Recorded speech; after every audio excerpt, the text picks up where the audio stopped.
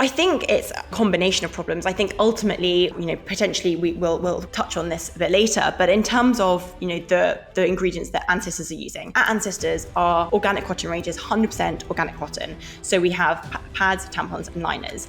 And compared to mainstream products, which are made from plastics are cheaper. And ultimately, we're discussing, an essential product here. So consumers and customers are used to paying lower prices, and to then be told, actually, hang on a minute, the product that you're using is not the best product for your body. It's also not the best product for the environment, but you do actually have to pay extra to get the best product. And that is a difficult shift that consumers have to make. And as businesses, as brands, it is, we definitely see it as ours. It's our duty to communicate why that change is so essential. Thank you so much for clicking on this episode of The Millennial Entrepreneur. The ambition of the podcast is to show relatable stories from young entrepreneurs doing some incredible things to inspire the next generation, including you listening wherever you are. We've been doing this podcast for over 3 years and the ambition has not changed.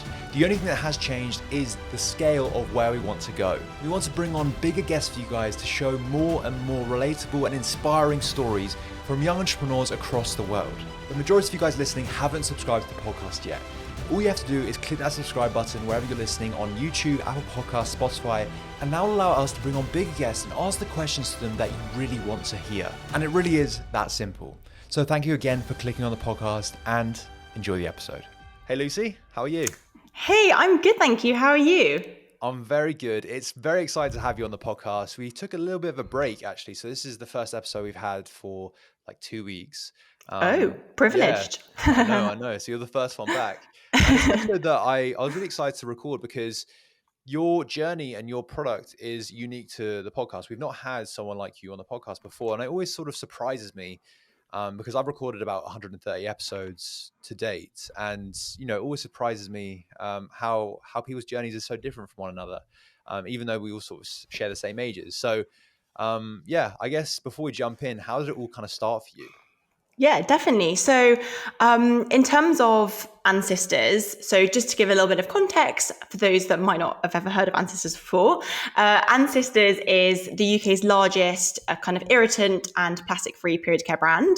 Very excitingly, we also acquired Moon Cup, who are the original silicone menstrual cup brand, to kind of further our mission as sort of plastic-free period pioneers. In terms of kind of how the idea and Ancestors came about, so it's founded by myself and my mother, Claire, because we realized that despite having, almost 30 years between us, that actually very little had changed when it came to period care, in terms of the ingredients that are used, in terms of the kind of wording and narrative around period care as a whole, and also just in terms of kind of stigma and taboo. And we decided that we wanted to do something about it and to make a change. No, and that really was like such a cool story when I got introduced to you guys. And I think like before we hit record, I said to you that maybe it's because of bias, like because of me as a man. I've never had anyone from your from like anyone like period care, menstrual care on the podcast before. So I might be asking some ignorant questions, but it's important to ask these questions as men because, as I said before, all women experience this.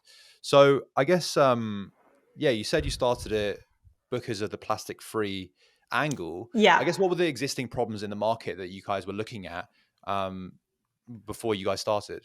Yeah, definitely. I mean, I think if you just walk into a supermarket, you'll realize that one of the least sustainable shelves is period care. Within period care, so mainstream and conventional period care, the products that I'm talking about, there is such a high instance of plastic. Pads, for example, conventional pads, can contain up to 95% plastic. Wow. And within that, it's because there's not only can they have kind of plastic sheets, kind of viscoses and so on, but inside the pad, there's also something called super absorbent polymers, or SAPs. And these are little balls that basically, when a liquid is added, turn into a gel-like substance. And these SOPs are terrible for the environment. They don't break down. They're terrible for your skin because they don't allow your skin to breathe. But the one thing that, of course, they are really good at is absorbing. And ultimately, when it comes to period care, that's why they're used. That's why people use them. But they are terrible for the environment. And not only kind of that, but also mainstream period care products are fragranced. They're often dyed and bleached so that they look white, and therefore they contain irritants. And those irritants can obviously trigger gynecological infections like thrush and bacterial vaginosis. So kind of from a user experience perspective, they're terrible, but they're also really bad for the environment. So that's kind of, that was our problem statement. That was sort of, what we were wanting to address, basically. That seems kind of crazy to me though, because it's like a product that like pretty much all women use, right? Yeah. And it's like, from what you've described to me, it seemed like not much innovations happened in the space. Yeah, I mean, definitely. I think period care, but women's health in general, it's been left behind in somewhat the dark ages. It's under researched, it's underfunded. I think what you'll find is that a lot of kind of medical research is done primarily on men, and I think that very often that's generalized to women. And then of course within period care, I think it's about the products, but it's also about the language as well, like the narrative that's created. So, for example, within tampons, the traditional descriptors used for a tampon would be normal flow or regular flow. But, in this day and age, we don't, why would we speak about someone as kind of, that's a regular person? These words just aren't used. So I think it's also about the narrative, and within Sisters kind of conversation and the narrative we're creating, it's just about absorbency. So it's just factual. So it's light, medium, heavy. And I think, when we're talking about these things, we just need to be completely transparent. We don't need to kind of cover it up with these kind of, crazy words. And also from the perspective of, within the supermarket, it's called, sanitary care. Sanitary implies like it's, the periods are dirty, that, menstrual blood is dirty. And again, that's just not kind of a narrative that we want to be creating. So I think there's a lot of change that needs to happen. And Ancestors are definitely kind of motivated, and our mission is to help change that.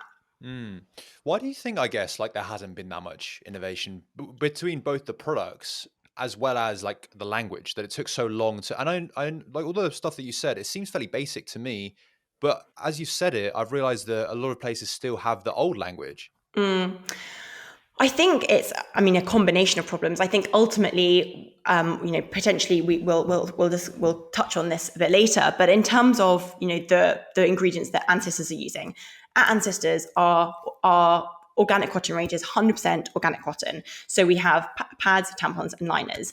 And compared to mainstream products, which are made from plastics are cheaper. And ultimately, we're discussing, an essential product here. So consumers and customers are used to paying lower prices, and to then be told, actually, hang on a minute, the product that you're using is not the best product for your body.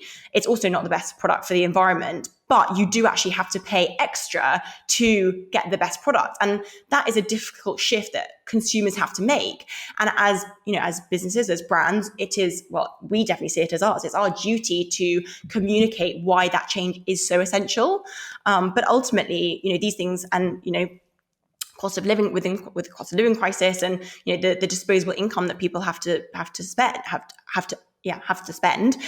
means that people do have to make decisions. And sometimes it comes down to, are you going to buy conventional pads that are X% cheaper, or are you going to buy the sustainable option, the option that's better for your body and the planet? And I think fundamentally that's definitely a problem. So I guess price is one of those barriers right now. Yeah, I would say so. But I also think education. So we did some research ourselves and found that 80% of women already thought that the period products they were using were made from cotton, which of course they're not. They're made from up to 95% plastic. So a lot of what our job is educating, or even re-educating, explaining that these mainstream products people are using are not made from the kind of ingredients that they think they are. And, even just sort of within that is a big task. I had absolutely no idea. And it seems like one of those things I don't know, correct me if I'm wrong, it seems like a fairly easy substitution, right? It's like one of those plastic straws to paper straws things, right? Like it's like, it will make such a big impact because people use them, like women use them all the time. Yeah, absolutely. And in terms of, for example, taking a period pad, we've had feedback from people saying that they've had, recurring thrush, or, anything, any type of vulval vaginal infection, and said that since changing to organic cotton, those symptoms and those issues have completely been alleviated. So we know that the products are better for our bodies. I think it is just that kind of transition, really, and consumers are on a journey because within Ancestors and Moon Cup we have single use sustainable period care, but we also have reusables, so our period cups, our period pants. And for a lot of people, kind of making that change from a single use product to a reusable is actually quite a big change. For example, take period pants. You're not changing your tampon every kind of 4 to 8 hours. You're potentially, wearing pants instead. And even just that adjustment in someone's mindset is completely different. And the same for a period cup. Unlike a tampon, a period cup basically holds menstrual fluid as opposed to absorbing it. And even, that adjustment is a big one for many women. So it is a journey. Lucy, it seems like education is such a huge pillar of what you guys stand for and what you guys are trying to do because of, the problems that existed that you said before. Now, you're up against, I guess, like the existing incumbents are some like massive corporates, right? And they've been around for a long time. I guess for you, how do you go in to try to disrupt consumer behavior and also try to educate at scale? Yeah, I mean, great question. I think in terms of sort of the brand itself, I think obviously the brand messaging, kind of how we, I mentioned the narrative kind of earlier, is sort of unpack how we communicate the fact that traditionally, well, you don't have to include ingredient lists in period care because a lot of the time, these kind of mainstream brands don't want to. But actually for us, we're all about, we've got nothing to hide. So here are our ingredients. It's basically 100% organic cotton. And I think firstly, being really bold and honest about that. I think in terms of, just sort of business and business expansion, obviously, getting the word out there as much as we possibly can. We're now kind of in over 25 countries. We're stocked in over 250 stockists. Of course, we're in the supermarkets in the UK. We're in Boots and Asda. And I think, just making sure that kind of throughout all those different channels that we're using, we're communicating, why this change is important. But as you said, education is such a kind of important part of what we're doing. Especially when it's a behavioral product that you're selling, right? Like, and this goes for a lot of behavioral products where they, it's being used on a monthly basis, weekly basis, like it's being used on a regular basis, and you're kind of disrupting habitual spending patterns. Yeah, totally. And I think, that there is so much work to be done within period care and within women's health broadly. But I do think that we are, it is becoming much clearer how, and I think there is just a hunger for it from consumers to understand more about where their products are coming from. And of course, as you mentioned earlier about, a quick transition, we're trying to make that transition as seamless as possible for customers so that, they don't need to feel that they're actually making a big change, so that it is, an easy, smooth transition for them. I guess when it came to setting up the idea and then growing, I guess what was the growth strategy? So you said you're in a few stockists, you're in a lot of stockists at the moment, some huge ones. I guess like initially, what was the growth strategy? And then how did you expand after that? Yeah, I think initially we definitely kind of wanted to try a couple of different growth channels and growth routes. We did kind of in the early days quite a lot of testing, especially with kind of different marketing channels, of course with social media, and then kind of figuring out what worked for us. But I definitely think, we mentioned the education side, but I think, word of mouth is so important within, even within the Ancestors team. We're all so passionate about the product because we can see with our own eyes how, products containing super absorbent polymers, which, are basically these microplastics, terrible for, oceans. They don't biodegrade, terrible for the planet. We're in, a planet crisis. Like, it's impossible not to be impacted or affected by that. So I think word of mouth is so important when it's something that you feel strongly about. And as women, we talk so often about, these vegan, cruelty-free beauty products that we put on our face, or, body creams and all of this, but actually what about the things that we're putting inside our body? Like they're also really important. So I think in terms of growth, as you said, we're in lots of countries, we're in lots of stockists, but word of mouth, letting the product speak for itself, and then also, of course, getting in as many doors as we can, really. And then the stockists, I guess, like, how do those conversations happen? Yeah, so we've been going for sort of just over 4 years now, and I think initially we were very clear on the kind of type of stockist that we wanted to be in. We were very clear in terms of our sort of credentials and the product that we have and where it would fit well. But ultimately, we're a challenger brand. We're challenging the status quo. So. And we know that the majority of people buy period care in supermarkets. So that's where we need to be. So ultimately, I'm sure, startups, FMCGs know that getting into, supermarkets or kind of high streets can be difficult. But, I think definitely over the time that we've been in business, it's been, kind of slowly building. And, from the beginning, we've known that to have, the biggest impact possible, we need to, be in as many hands as possible. So, making sure that we are where customers need us has been, a really important part of that. Lucy, I'd love to ask, I guess, like, you've had the journey for the last 4 years, and you talk about education being a strong pillar of what you guys are doing. What were the sort of like biggest barriers when it came to actually growing? Yeah, sure. I mean, I think, and obviously I mentioned, being a challenger brand, you are Yeah. challenging the status quo, which is always going to be a big job. And I think many consumers and customers are, sometimes resistant to change. I think you need to take them on the journey, what you're doing, why it's necessary, encouraging, guiding, educating. But then, of course, as well, we do work with an essential product. And actually, when it comes to the product itself, we need to be accessible and we need to be affordable. But because we've stripped out those petrochemicals and replaced them with natural ingredients, the product is more expensive. And within that, margins are tight. So as we grow and, even though we're producing more volume, the product, the margins are still tight, and ultimately we're still, semi-expensive. And therefore that requires consumer behavior to change, because it's not about education. It's once you've educated, they have to then, make that decision with their money, and they make that through understanding why, and then, making the spend. And so therefore understanding, as a whole, products that are better for them and the planet, because ultimately, mainstream and conventional products are just not sustainable, for the planet or for individuals. They're, as I said before. So, Yeah. yeah.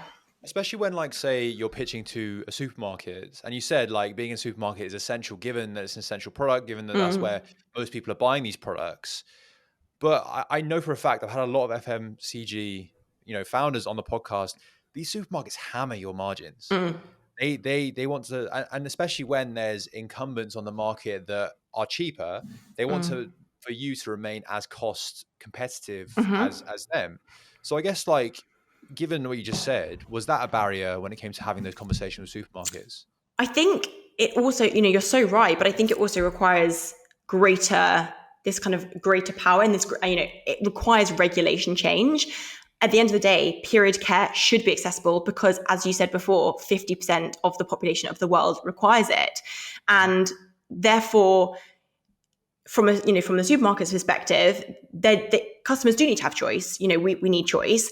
And I think as the world should shift, and hopefully is shifting to more sustainable, planet-friendly options, supermarkets do need to be offering their customers these products. But it is challenging. It is. There's no disputing the fact that we're slightly more expensive.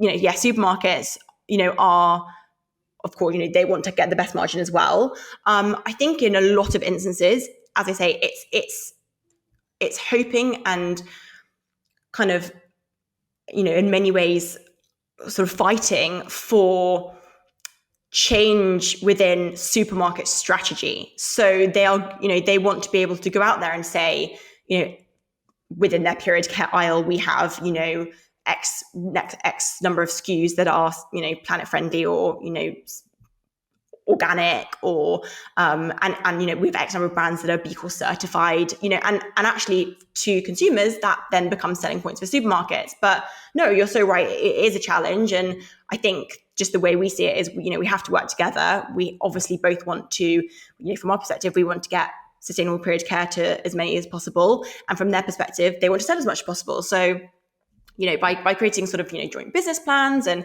I guess, agreeing sort of certain strategy paths, that's kind of how you get there. But no, it's definitely, it's not easy. Mm. And Lucy, you talk about regulation. I know, I remember living with women that would talk about this a lot, because I know there's like tax on certain like products, and that doesn't make any sense given it's an essential product. But I guess, like, from your perspective, what needs to be done? Yeah, I mean, obviously within the UK, there's really positive progress in terms of tax, and in terms of kind of offering free period care. Obviously, having tax is completely unnecessary on period care because it is an essential item. I mentioned earlier period pants. Period pants still have tax on them, which is just completely absurd. Like, in what planet would knickers, and especially period knickers, would is it acceptable to have tax on those? But as I say, it's government policy, it's regulation. These things need to change, and again, I go back to kind of the planet and of course global warming and all these conversations, because change does need to come from policy and government, and of course in terms of things like tax, so that people feel that sustainable products are more accessible and more affordable. And I think that that is that's something that we're always campaigning for, and we work collaboratively with other brands as well to campaign for this, because as we say, it affects so many women, it affects all women, it affects so many people, and it's just crazy that this is something that we is still reasonably low on people's agendas, but should be so much higher. Yeah, Lucy, I feel like the discussions for this stuff have only happened like recently, which is absurd, because like the problem's been around for forever, right? But the conversations, I feel, have only happened like in recent years. Yeah, I think they have been going on for a long time, but I think definitely in light of kind of recent semi-political events, things like Brexit, etc. I think these things potentially come to light a little bit more. But I know they have been sort of ongoing for a while. I do think that now they're gaining sort of mass media, which is fantastic, and we need way more of that. But also, as challenger brands, you do have sort of the you don't have the upper hand, you have sort of the underhand. And therefore, you are always on a campaign against sort of bigger conglomerates, organizations. And again, that is, something that we need to, kind of overcome, and is a challenge. Hmm. Do you think that these conglomerates, these big brands, will come out with like similar products to you? And because I've spoken to brands that are doing so, like the eco-friendly or cruelty-free, or some sort of a socially better alternative to big corporates. And sometimes they actually welcome like big corporates actually making that step into an eco-friendly, because obviously it gets that that better product, more accessible and higher scale. Exactly as you say. Ultimately, our goal is for as many women, menstruating people as possible to have access to sustainable period products. End of. Mm. So would you ever work with like these big corporates to make that happen? I think as a business, we are very clear on our kind of sustainability agenda. In terms of the range that we have, obviously we have single-use disposables, but obviously that are sustainable, and then we have single-use, disposable, and then we have reusables. I think in terms of as a business, we're very focused on creating as much change as possible with kind of what we have. So, ensuring that, for example, we are B Corp certified, and therefore a kind of, making sure that we are, kind of reaching certain levels of, planet friendly, environmentally friendly, socially, kind of all these social kind of policies. I think in terms of working with these bigger organizations, I think, it obviously, as long as, agendas are aligned, then I think, of course, any conversation is possible. But I think that it is making sure that ultimately, we want to be as sort of, sustainable. And when I say the word sustainable, I mean, like, we want to sustain, we want to create something that is sort of long living, long serving. And that in itself, I think, is quite complex. It's For not a sure. kind of disposable life, disposable culture. It's I think, it's so much more than that. It's, we really want to be, kind of educating and advising and supporting with people making really positive changes within their spending, and whatever support we can get on that, great. I think in terms of working with them, I mean, who knows?